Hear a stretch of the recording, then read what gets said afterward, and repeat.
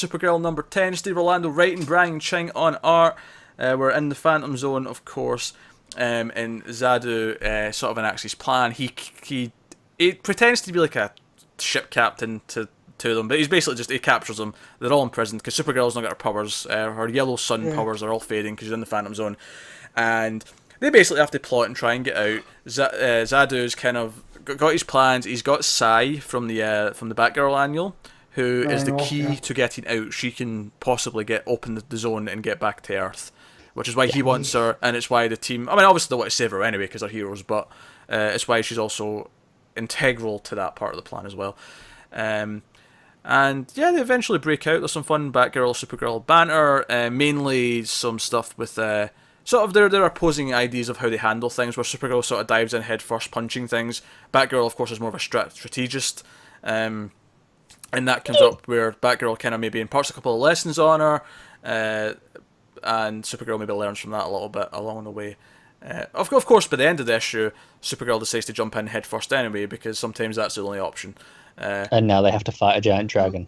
Well, more specifically, Supergirl has to go inside the giant dragon and try and reach... Because the dragon is Sai.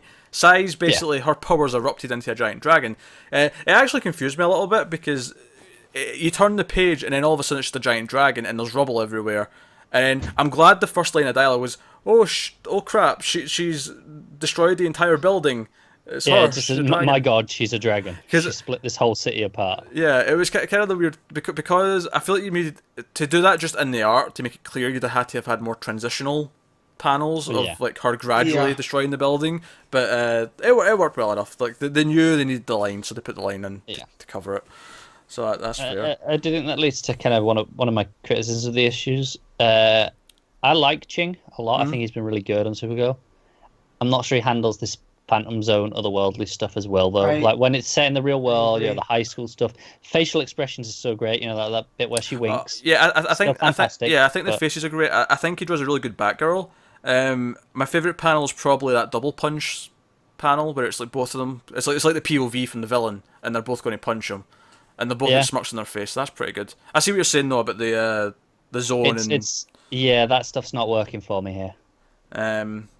Well, I mean, they're not going to be here forever, so I guess that's the comfort I can give you. True. But no, I thought the story was a little wonky. It felt like I was missing something. I had to go back and check what had happened, how the last issue ended. Because when you had the boat captain picking them up and stuff, I was like, we're in the Phantom Zone, right? Like, yeah, that felt out of nowhere, but it kind of just worked when it turned out to just be the villain pretending to be help.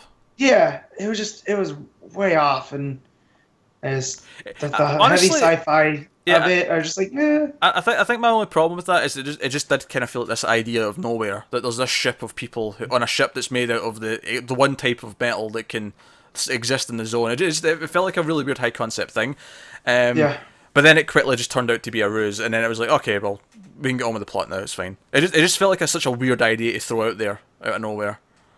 Yeah. But no, I'm enjoying it for the character stuff. They're even doing some more stuff with Supergirl's buddy. What's his name? I'm forgetting. Ben. Yeah, they're setting up a bit more. We're getting a little bit more of an idea of what he's like and what drives him. There was a line where he mentioned being in high school. I was like, oh, is he that young? I thought he was working for Catco full time. Oh, he's an intern. Well, they're both part of the interns. Yeah. He comes across as older. I think it's the way he's drawn. Probably. It could be. I do like the idea though that he like when he brings it up, I'm like, oh yeah, Babs is like the old person here. She's like 23 or something like that. She's like old compared to them, which I think's pretty funny. Which but it ties in though to the whole big sister thing where she's like giving all this advice, which kind of works. So, no, I'm excited to see her. I'm excited to see Supergirl trying to reach because for her maybe in the outside it'll be like Batgirl and Ben like try to like survive while this is all going on, but I feel like inside the Dragon next issue it'll be Supergirl trying to break through to her with her compassion and with her understanding rather than big smashy fight. Maybe some of that too, but I feel like that'll ultimately be what wins the fight is like getting through to her. Probably. It's usually how it goes with this. Yeah. But no, I dig Supergirl. I thought this was mostly fun. I mean, I enjoyed the last issue a bit more, admittedly, because I think I never actually blamed the art on it, but it probably does tie into what your complaint was, in that sometimes because they're not in a real world setting, there's nothing to sort of ground them in where they are. and as a result, Yeah. it feels a bit more kind of just floating in space kind of feel.